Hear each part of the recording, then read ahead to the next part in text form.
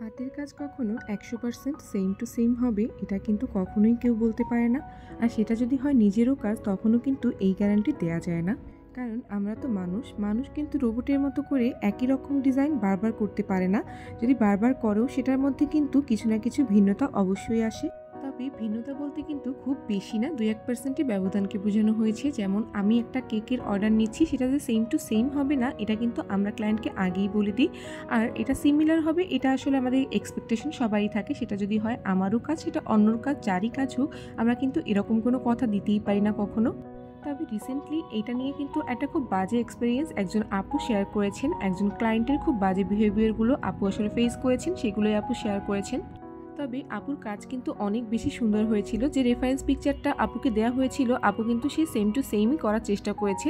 না, তবে same to same একটা কাজ কখনোই হতে পারে না, সিমিলারই কিন্তু আপু করেছিল।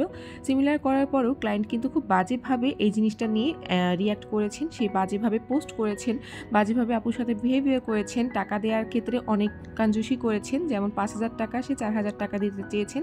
তো এই ধরনের ছোটো লোকই যারা আসলে করে, আর এটা কিন্তু রেগুলার ক্লায়েন্টই ছিল আপুর, এমন না যে নতুন কোনো ক্লায়েন্ট ছিল। রেগুলার ক্লায়েন্ট হওয়ার কারণে আপু কিন্তু তার থেকে কোনো চার্জও আগে নেয়নি। এরকম আমার সাথেও আসলে মাঝে মধ্যে হয়ে থাকে। আমার সাথে না, আমি বলবো সব বেকারদের সাথেই মাঝে মধ্যে হয়ে থাকে। যারা রেগুলার ক্লায়েন্ট থাকে তারাই কিন্তু এই ধরনের অভদ্রতা বেশিরভাগ টাইমই করে থাকে। এরকম কিছু কিছু রেগুলার ক্লায়েন্ট আছে, যেমন হাতের 5টা আঙুল এক সমান থাকে না, তেমন আমাদেরও কিছু কিছু ক্লায়েন্ট এমন থাকে যারা রেগুলার ক্লায়েন্টই থাকে। তবে এর মাঝেও অনেক রকমের খারাপ বিহেভিয়ার তাদের থেকেই আমরা পেয়ে থাকি। তাদের থেকে আমাদের এক্সপেকটেশন থাকে অনেক বেশি হাই, যে এরা এরকম করবে না বা এরা এরকম হতে পারে না, কিন্তু তারা এমন কিছু বিহেভিয়ার করে বসে যেটা আসলে কোনোভাবেই মেনে নেওয়া যায় না। তো আপুর সাথেও এটাই হয়েছে। পরবর্তীতে আপু আর কেকটা সে আপুকে দেয়নি।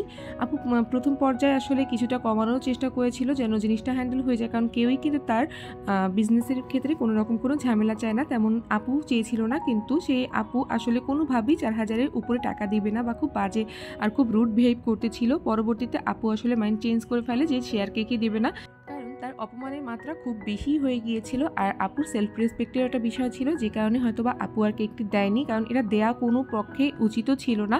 সে এতটা মেহনত করেছে, এত কষ্ট করেছে, সেই কাজটা সে এভাবে আসলে এত অপমানের পরেও দেয়াটা বা দেয়া উচিত হবে না, এটাই স্বাভাবিক। আর দিলেও কিন্তু সে কখনোই ভালো রিভিউ দিত না। এটা আসলে আমার সাথেও হয়েছে, অনেক বেকারদের সাথেই হয়েছে। আমি কখনো এগুলো শেয়ার করিনি বা শেয়ার করার মতন ইচ্ছা আসলে হয়নি। অনেকবার এরকম এক্সপিরিয়েন্স হয়েছে। তবে অনেক ক্লায়েন্ট কিন্তু এমনও থাকে, এত বেশি কোঅপারেটিভ থাকে যে মেজর কোনো ভুল হলেও তারা কিন্তু আমাদের সাপোর্ট করতে থাকে, কারণ মেন্টালি আমরা একদমই ভেঙে যাই। আসলে আমরা কিন্তু দিন শেষে সবাই মানুষ, তাই আমাদের এমন কোনো কাজ করা উচিত না যাতে করে আমাদের মনুষ্যত্বই সব দিক থেকে হারিয়ে যায়।